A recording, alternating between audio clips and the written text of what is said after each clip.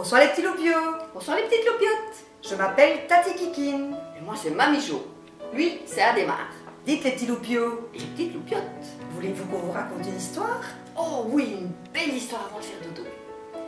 Que diriez-vous d'une histoire rouge?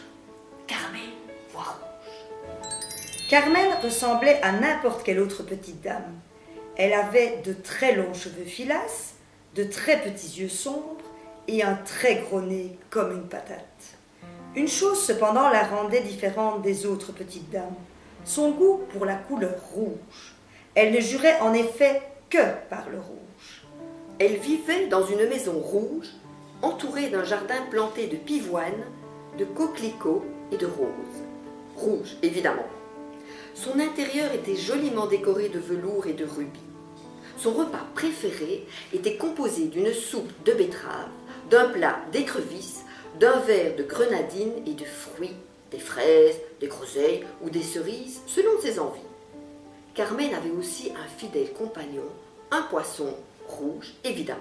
Elle l'avait baptisé Corail.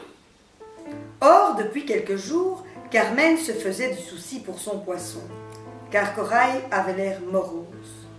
Un matin, elle lui demanda « Qu'as-tu, Corail? Pourquoi es-tu si pâle? Tu n'as plus envie de tourner en rond? Ou de faire des bulles? » Corail ne répondit rien. « Veux-tu que j'appelle le rouge-gorge pour qu'il te siffle une chanson gaie, un petit air entraînant? » Corail soupira. « Je m'ennuie. J'ai envie de voir le monde, balbutia-t-il. Carmen sursauta. « Tu n'es pas bien ici? » Si, mais j'ai envie de voir autre chose. Tu n'as jamais envie d'autre chose, toi? Envie d'être quelqu'un d'autre, de faire quelque chose d'autre? Bien sûr que si. J'aimerais être le petit chaperon rouge. Je rêverais d'être danseuse au moulin rouge ou encore d'attraper la rougeole. Corail lui tourna le dos. C'était peine perdue. Il savait très bien que Carmen avait peur de quitter son petit chez elle, sa rouge patrie. Elle n'osait pas s'aventurer loin de sa maison. Le monde et ses couleurs lui faisaient peur.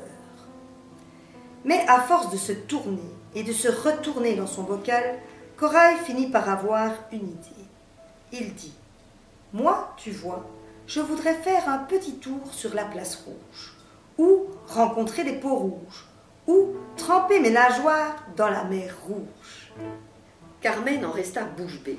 La mer rouge? Dans le fond, pourquoi pas, se dit-elle. Elle n'avait jamais envisagé le voyage sous cette couleur-là. Elle prépara donc son baluchon. Elle prit Corail et son bocal sous le bras et partit à la découverte du monde. Corail en fit des bonds de joie. Au début du voyage, Carmen se concentra sur tout ce qui était rouge. Les feux de signalisation, les tuiles des maisons, une lanterne, un pompon de béret, un joli coucher de soleil. Elle se répétait sans cesse « La mer rouge, ce doit être immensément beau !» Au milieu du voyage, un petit bonhomme va s'installer en face d'elle dans le train. C'était un charmant petit bonhomme, un peu bavard. Une chance, car Carmen, elle, était très timide.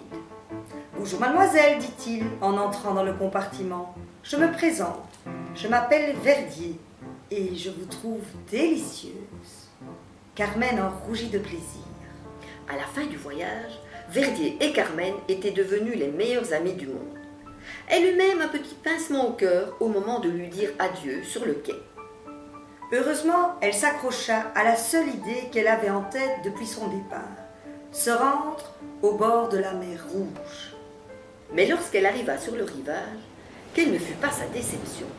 Elle eut un tel choc qu'elle faillit en lâcher son bocal. C'était absolument terrible, impensable.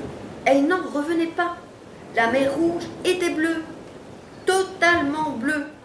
Il n'y avait pas la moindre trace de rouge à l'horizon, seulement l'eau bleue et le ciel bleu.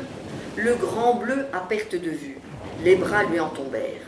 « Magnifique, n'est-ce pas ?» dit le petit bonhomme qui l'avait discrètement suivi. Carmen n'en croyait toujours pas ses yeux. Elle en tomba à la renverse. Son bocal lui glissa entre les doigts. Verdier se précipita pour rattraper le pauvre Corail. Verdier ne laissa pas à Carmen le temps de se remettre de ses émotions. Il lui offrit le joli bouquet qu'il cachait dans son dos. Il bredouilla. « Écoutez, Carmen, je suis fou de vous. C'est un peu rapide, je sais, mais épousez-nous. donnez-moi le feu vert, ou votre main, c'est chou vert ou vert chou. Je serai un bon mari, très utile aussi. J'ai les doigts verts, vous savez. Je fais pousser des pois, de la salade et des haricots. Verts, évidemment. Carmen se tourna vers la mer rouge. Bleue. Elle pensa. Ce qu'il est fleurs bleues, ce monsieur Verdier. On dirait qu'il veut m'en faire voir des vertes et des pas mûres. Elle sourit aussi, car pour la première fois, ces deux couleurs lui parurent belles, et pour la première fois, elle vit la vie en rose. « D'accord, dit-elle simplement. » Corail frétillait de joie.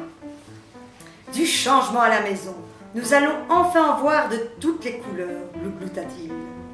Le petit bonhomme ne comprit pas ce qu'il voulait dire, mais il comprit que Corail était heureux. Comme un poisson dans l'eau.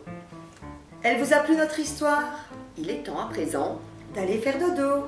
Passer une rouge nuit. Non, pas rouge. Blanche? Surtout pas blanche. Noire? Encore moins. Ah oui.